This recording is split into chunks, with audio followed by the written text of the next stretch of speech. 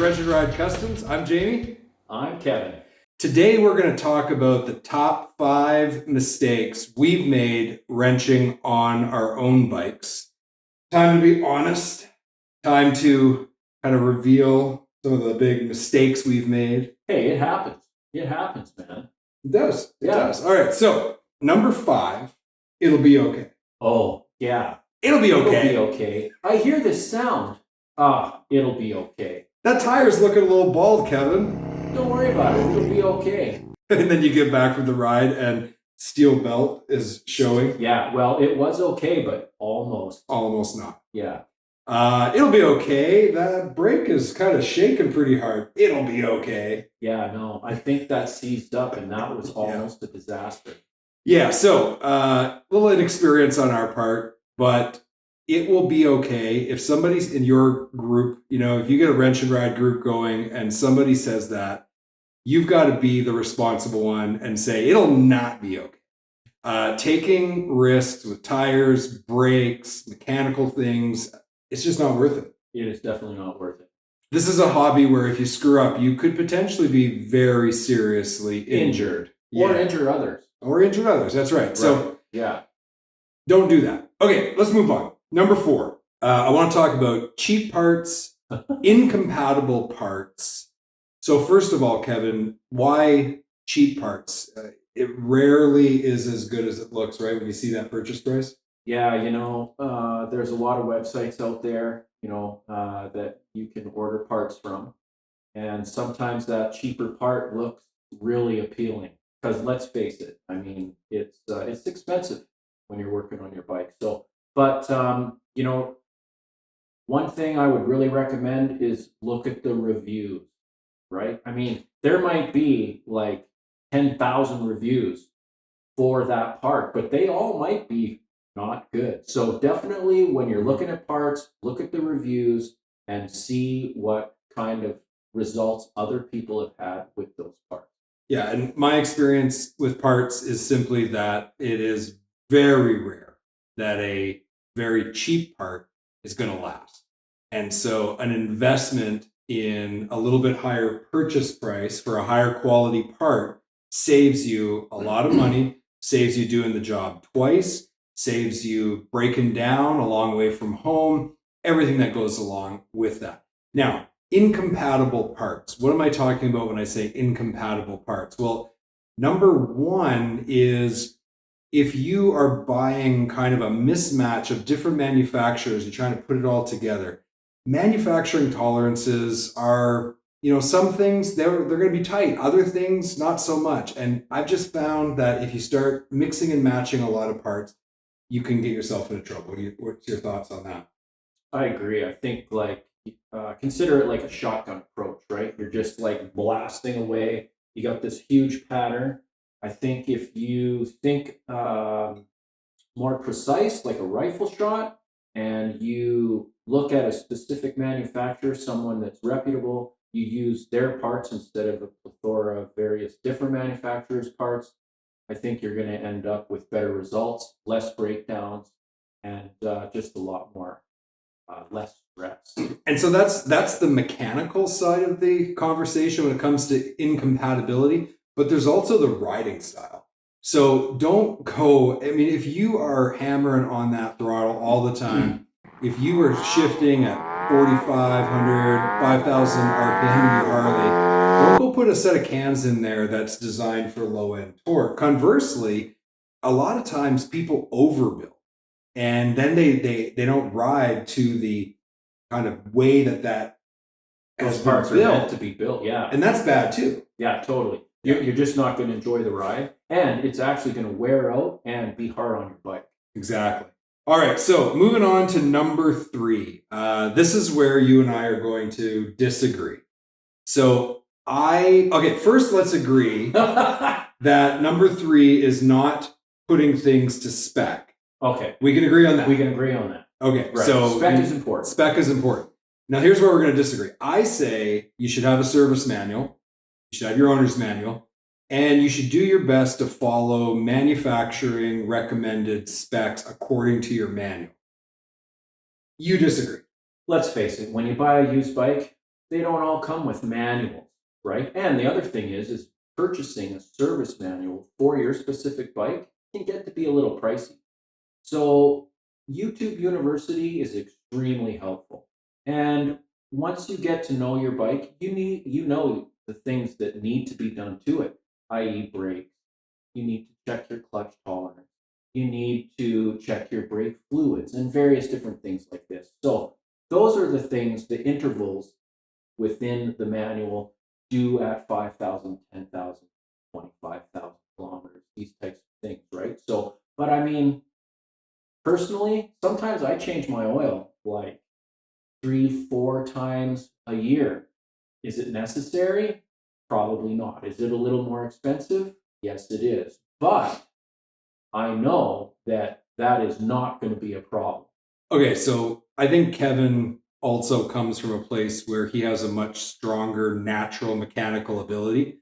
I come from a place where that's a bit of a struggle for me. I have to kind of push myself to do a lot of the things that he does on a more natural level, kind of has a more intuition for it. So for me, the service manual gives me a bit of, I would say, confidence to go ahead and know that I'm doing it the right way, I'm doing it to spec, and that as long as I follow that, it should be okay. I can really appreciate that. Yeah. So, okay, that was a terrible disagreement. That's a level of disagreement that Kevin and I have. Okay, number 2, lack of patience or being in a rush. Kevin is a very high-paced individual. I am too, but I think he's a little more than me. Kevin, that's bitten us in the butt a couple times, hasn't it? I don't know what you're talking about. Do tell. What's an example? Well, I would say a couple examples this summer was you and I had a plan of when we were doing stage 1 and stage 2 on our bikes. Oh, yeah. I've stuck to the plan. My stage 1 is done. Stage 2 will be coming next year. You've already done stage 2 and are planning a redo of stage 2. Oh, right? Yeah. Maybe that's just pushing ahead. You know, I mean, I had the finances available, the opportunity was available, and yeah, so I jumped in head first. And I may have picked the wrong cam choice. I may have picked, we talked about parts, right? So, yeah, planning ahead, using that rifle, one bullet instead of a shotgun approach. Yeah, and the other thing too is sometimes if you're just in a rush or if you're not being patient enough, you're going to miss something. You're going to make a mistake. That's when you're more likely, anyway, to miss something, make a mistake. So if you're going to do one of these things on your own, or you've got a wrench and ride group organized and you guys are working together and you're not quite sure, I know you want to go for that ride tonight, but just be careful. That's all we say. I think this is an example. So I had a leak coming from underneath my primary somewhere. Didn't know exactly what it was. And it lasted. And how many times did we take my primary apart? All the way through right to the belt. Like inner primary comes off, everything. So we did that in total 3 times. 3 times this summer. Just inexperience and in a rush. And it just turned out to be the inner primary seal. Fairest to say, put it in backwards, not once, twice. Yeah. And i.e., that's why there was a leak consistently, not fixed. So finally figured it out, did it right 3rd time. But I'll tell you, man, can we rip a primary, an inner primary apart in a hurry now? Yeah. I think we could get one apart and back together in under 2 hours. Definitely. Yeah. Okay, so I guess there is an upside to redoing your work over and over and over again. You get really good at it. But yeah, that's a good example, Kevin. Thanks for being willing to share that with everybody. Okay, number 1 mistake we've made wrenching on our own bikes is not having the right tools. Give you a couple of examples. When I first bought the Softail Deluxe that now Kevin rides, I was trying to take the footboard off. I don't remember what I was doing. I needed to check something. And I was trying to take it off, and I only had like my Torx key set by hand, and those things are torqued down so hard I could not. I struggled with that probably for, I'm going to say, an hour, hour and a half. I called you. You came over with the right tools. We had the whole thing apart in 10 minutes. Right. Yeah. Right tools, right job. I mean, talk about super frustrating. And actually, talk about super frustrating. We're going to go to a little clip right now of Kevin, extremely frustrated, wailing away, trying to get a bearing out of an inner primary. All right, let's watch that. Bearing. Let's watch the clip. Kevin, how do you feel about inner primary bearings? Speechless.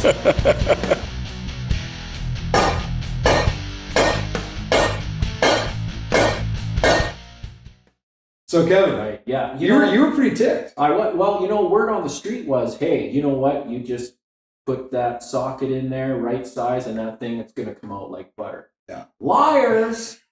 Yeah. A bearing press, that is a gift. That is That a is gift. a gift. Now you Definitely a necessary tool. And you know what? I mean, I could have damaged that inner primary. actually you did. Remember, they're just on the edge of that Oh, yeah. aluminum. I mean, it didn't do any permanent I damage. marred it a little bit. Yeah. Yeah. Yeah, for sure. So, you know what?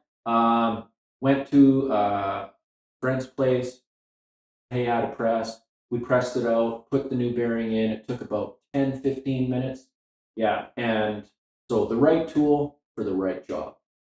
All right, so those are our top 5 mistakes we've made wrenching on our bikes. But since you've made it all the way to the end of the video, thank you very much for that. We're going to give you a bonus one. I call it 2 brains are better than 1. How many times, Kevin, over the last couple years, have you and I been working by ourselves, fixing something, struggling, getting frustrated, throwing things, me yelling at my dog and my wife, you yelling at the neighbors? No, not quite. But yeah, you get the idea, right? You're struggling with this thing, you're frustrated with it, and you just can't see the solution. Yeah. We just actually, right behind you is the chopper that we're building. We haven't introduced you to this bike yet, but it's a 1966 Triumph.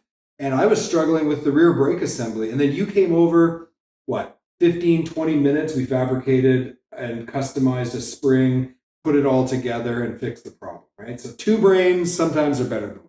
Yeah, 2 brains are better than 1. So wrench and ride, it's always nice to have a bro. In the comments, tell us your top 5 things that you've made a mistake on, or give us 1 or 2 examples anyway, right, Kevin? Yeah, we'd like absolutely. to hear. Yeah, we want to hear from you, and we will certainly reply to all your comments.